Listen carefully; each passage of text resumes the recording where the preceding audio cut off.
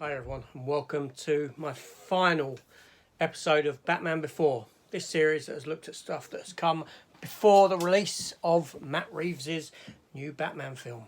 It's just opening in cinemas now around the world, in some places at least. So now I'm going to give you a ranking of the live action Batman films. Now I am going to include Batman vs Superman in this, but that will be the only Affleck era movie I utilise in this list. I won't use the Justice League because it is an ensemble piece. It's not a Batman movie. It'd be like me including an Avengers film as an Iron Man film in an Iron Man ranking. So I'm not going to do that. I'm just going to stick to the live action Batman films. And if I've got my calculations correct, there are 9 of them. So 9 movies, not including Matt Reeves's, because I haven't seen it yet. But there you go. So anyway, in 9th spot, Batman 66. So the Adam West and Burt Ward movie from the 1960s. Obviously we had the Adam West TV series and we had this Adam West film, which is to say the least, it's impossible to get through. I struggle with this big time. I did like the TV series back in the day, and to an extent I enjoy it now. But every character, every villain is shoehorned into this film. You've got the stupidness with the shark, and all this sort of stuff. So it's very, very difficult watch. So that's my last spot. Next up, Batman Forever. Yes, Joel Schumacher's Batman Forever from 1995. Now I have reviewed all these movies apart from Batman 66, so you can understand where I'm coming from with these. Now Batman Forever is my least favourite of that era of Batman film. It's a film that I cannot get to the end of. I have to switch it off. It's painful for me. I don't like Val Kilmer anyway. I didn't agree with the casting of Jim Carrey.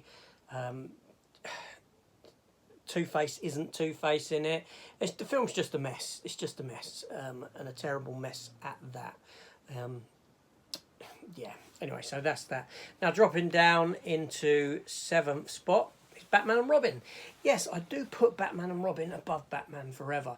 Now Batman and Robin is a much maligned, much hated movie by everyone, but I can actually sit down, I can watch it and I can enjoy it.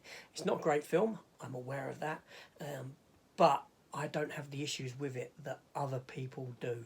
I think it's a lot of fun. I think it's enjoyable. I think it's bright, colourful, stupid as hell, but not as bad as Forever. And I think it gets a lot of flack, I should say, not slack, a lot of flack for what it is. Then we have Batman vs Superman. Yes, now Batman vs Superman is a decent enough film when you watch the trilogy of Zack Snyder's Man of Steel, Batman vs Superman and the Justice League. Zack Snyder's Justice League. After watching Zack Snyder's Justice League, I felt that gave a lot of props to what came before, being Man of Steel and Batman vs Superman, and elevated those films somewhat. Obviously the extended cut of Batman vs Superman is far superior to what we got theatrically, but Ben Affleck is great in it. I love Ben Affleck. I think he's a fantastic Batman. I think he's superb. But the film falls foul for me in that it ruined the story of Doomsday, the death of Superman, and also ruined the story of The Dark Knight, Frank Miller's Dark Knight. The fact you had to shoehorn several major famous graphic novel series into this film when these stories should have been given their own film treatment, it is a travesty, to be honest with you. But there's a lot of elements to them that I like, or to this film that I like, but it still sits in that 6th place. Now dropping down into 5th, it's The Dark Knight Rises. Yes, the finale of the Christopher Nolan era movies. I feel like this film needed more time. It needed a couple more script reworks to get it where it needed to be before filming. But I appreciate the fact that this series was a victim of its own success in that after The Dark Knight itself, they had to conclude the series. They had no choice but to conclude this series, because if they'd gone on and done a fourth one, it would have just gone down, down, down, down like that. So after Dark Knight, it was like, what can we do? Because we'll never match what we've got there. Finish it. Give it a bookend conclusion. So as a trilogy, it works fine. As a solo film, it's got major issues, you know, in its story structure, in its storytelling, in what's going on, you know, like all the police, every Gotham police person goes down into the sewers. How do they even survive down there with food? How long are they down there? Why people not work shifts, night shift, day shift, evening shift, all this sort of stuff? Did the port police go down there? You know, transit police, did they go down? You know what I'm saying? Anyway, dropping down again. Batman 92, fabulous Batman film, very dark, and I got to say that all these are fantastic films. You know, there is a divide somewhere in this list where you drop from being okay, mediocre, down to just fantastic, and these here are fantastic. So Batman 92, obviously Tim Burton's second film with Michael Keaton, who was a fantastic Batman. Michelle Pfeiffer, Danny DeVito. What can I say about this film? It looks fantastic. It's weak on story, but all Tim Burton stuff is. But it's got great characterizations for Batman, for Bruce Wayne, for Selina Kyle. Their you know, their relationship is really good, and the film is just wonderful, wonderful movie, and I really enjoy it. Now, dropping down again to third place, and these were so difficult. I've got to go Batman 89. This has been a sort of a roller coaster ride for this film for me, and if you'd watch my reviews, you'd understand why, because I did explain in a couple of them. But a fantastic film, but again, being Tim Burton, there is no story to it. It's all style over substance.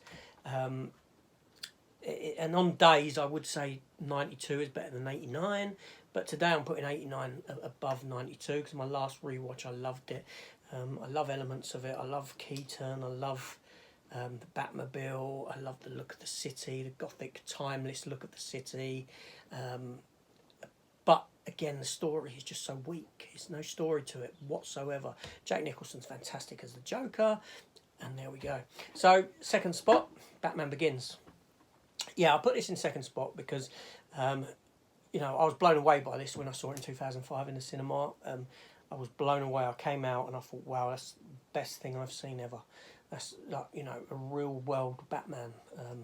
Christian Bale was fantastic. You know, you got Michael Caine, Gary Oldman, Rutger Hauer, Liam Neeson, Morgan Freeman. This is like a sort of...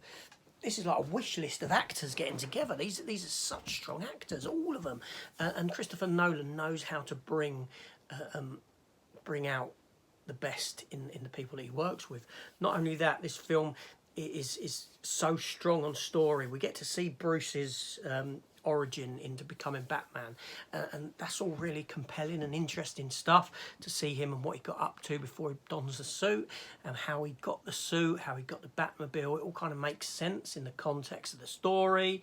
The Scarecrow being his first villain was just, you know, on point. That was just a fabulous idea, because in the context of the Batman universe, Batman's perceived as being this sort of creature of the night, this mythical, this almost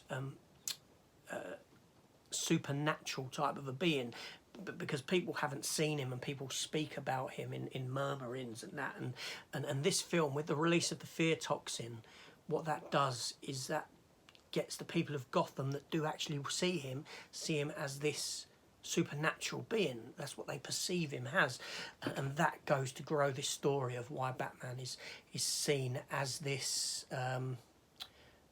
you know, this supernatural type of being. It just answers that question. So just a fantastic story. And anyway, so yeah, there we go. And dropping down into first place is The Dark Knight itself. Yes, Christopher Nolan's second film, which just blew audiences away.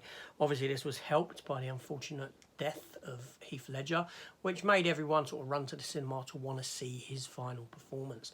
And what a performance he gave. Yes, you know, who would have thought that Jack Nicholson could be topped as the Joker? You know, Jack Nicholson gave us this Joker, which was sort of almost comic accurate, I should say. And then we got Heath Ledger, who was just like a sort of powerhouse, a sort of he was a force of nature, shall we say. He no origin story for the character whatsoever. You know, it was just all a mystery. And when you've got a character surrounded in mystery, you know, there's a lot of intrigue for that character, and audience is grasp onto that. Not only that, this is a superb crime story, and almost to a sense that this is a crime story with Batman in it. Do you know what I'm saying? It's not necessarily a Batman movie per se, but it's a fantastic film. It's got fantastic effects, you know, because a lot of it was shot in camera with miniatures and all this, and it looks fantastic. It looks, you know, and a story that grips you and gets you on the edge of your seat. The Joker's plan at the end, and the coming together of different ideologies of criminals and people that are considered good people, and who would make the right decision, the wrong decision. And it just goes to show that these, you know, we're all pretty much the same people. Good people can make bad decisions, and bad people can make good decisions, and all this. Just a fabulous, fabulous story, and yeah, it deserves to be top for me anyway. But you got to remember, this is just my list. This isn't. You know, I'm not saying to you this is definitive. This is my list, and you would have your own, and you would rank these as you would rank them. And I'd like to hear that. I'd like to hear where you would put these films. What's your favourite Batman film? What's your least favourite? I know Batman and Robin comes in least for a lot of people, but seriously, I have a lot of fun with it. If you watch my review, I explain it all, but I know that it's a bad film. But anyway, so this is AJ. I want to thank you for joining me. If you have, you know, on these 20 episodes of Batman before. Now I will be seeing Matt Reeves's Batman film in the coming week or two.